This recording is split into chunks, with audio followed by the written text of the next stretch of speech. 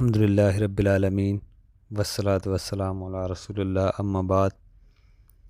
हज के अहकाम व मसाइल इस सीरीज़ में आज हम देखेंगे कि हज उम्रे में होने वाली गलतियाँ जो हज्जाज करते हैं। देखें, पहली गलती तो ये थी कि मिकात से बाद लोग एहराम बांधे बगैर ही गुज़र जाते हैं।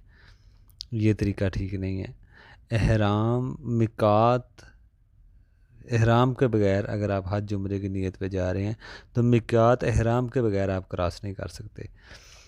इसी तरह इस्तबाह जो होता है, कंधा नंगा करना होता है, बाद लोग जब एहराम पहनते हैं बांधते हैं उसी टाइम नंगा कर लेते हैं, हालांकि ये जब आप तवाफ़ शुरू करते हैं फिर ये नंगा करना होता है।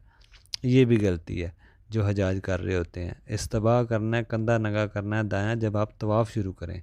बाद लोग नमाज में भी इसी तरह नंगा किया होता है। नमाज में इसको नंगा नहीं किया जाएगा, इसको तवाफ़ के दौरान जब आप तवाफ़ शुरू करते हैं, वो भी तवाफ़ कदूम में हजर अस्वद से जब आप तवाफ़ शुरू करें, पहले जो तवाफ़ है तवाफ़ कदूम, उसमें ये इस्तबाह है। बाकी जो तवाफ़ इफ़ाज़ा है, तवाफ़ विदा है या नफली तवाफ़ है, उसमें ये इस्तबाह वाला मसला नहीं है जो कंधा नंगा किया जाता है। बाद लोग इसमें भी कर रहे होते हैं हर टाइम। इसी तरह हर जगह सेल्फ़ी लेना, बाद लोग हर जगह सेल्फ़ी ले रहे होते हैं, दुआ मांग रहे हैं सेल्फ़ी ले रहे हैं, कोई भी काम कर रहे हैं सेल्फ़ी ले रहे हैं, तस्वीरें बना रहे हैं। ये भी तरीका खिलाफ शरीयत और इखलाक से मुनाफी है। ये इखलाक से मुनाफी आप सेल्फियाँ ले कर स्टेटस लगा रहे हैं, ये चीज़ों भेज रहे हैं आगे।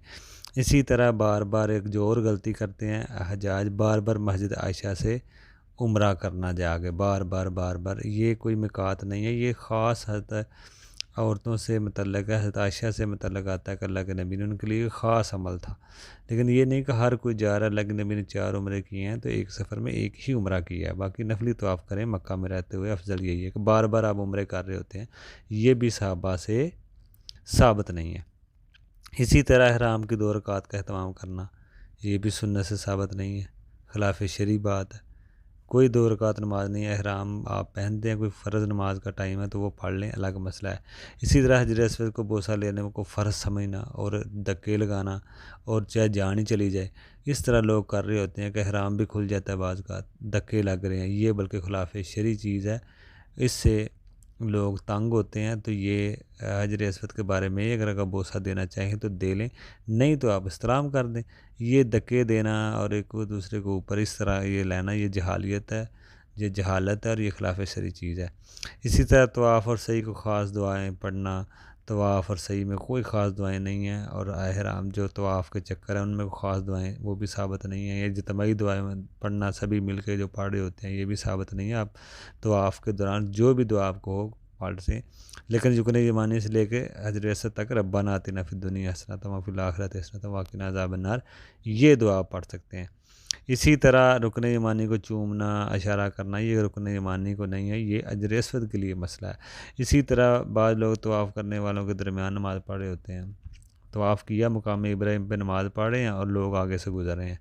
ये जगह कोई ऐसी देखें जो सही हो, जहाँ से आगे लोग ना गुजरें। ये भी लोगों की गलती है कि तवाफ़ करने वालों के दरमियान ही नमाज़ नीयत लेते हैं, नीयत कर लेते हैं और नमाज़ शुरू कर देते हैं, और लोग परेशान होते हैं, ख़ुद भी परेशान होता है। सुतरे का अहतमाम करना चाहिए। इसी तरह अरफ़ात के मैदान में मगरिब और इशा वहाँ पे पढ़ लेना। अरफ़ात के मैदान में नहीं, मगरिब की नमाज़ मुज़दलिफ़ा में मगरिब और इशा पढ़ी जाएगी, बाद लोग वहाँ पे पढ़ते हैं, ये भी गलती है। दौरान हज मेहंदी लगाना औरतों के लिए ये भी एक ज़ीनत का काम है, ये भी नहीं होना चाहिए। औरतों का पर्दा ना करना हज उम्रे के दौरान, ये भी औरतों की गलती है। पर्दा हमेशा औरत करेगी, चाहे हज है या उम्रा है। एक ख़ास किस्म का नकाब है, वो पहनना ठीक नहीं है। इसी तरह हालत एहराम में स्मोकिंग करना, ये भी नाजायज़ हराम है। स्मोकिंग वैसे हराम है, अगर हालत हराम में तो और बदर्जे हो ये हराम है। इसी तरह अयाम तशरीक़ के दिन मिना में गुजारने चाहिए। ऐसा ना हो कि कहीं आप कहीं और पे गुजार रहे हो ये दिन, ये टाइम मिना में गुजारना चाहिए, ये वाजिबात में से हैं। इसी तरह कुछ हम आगे भी कुछ देखेंगे जो हज्जाज हज उम्रे में गलतियाँ करते हैं। इंशाल्लाह हम कुछ आगे भी हम इसमें देखते हैं। अस्सलामु अलैकुम रहमतुल्लाह।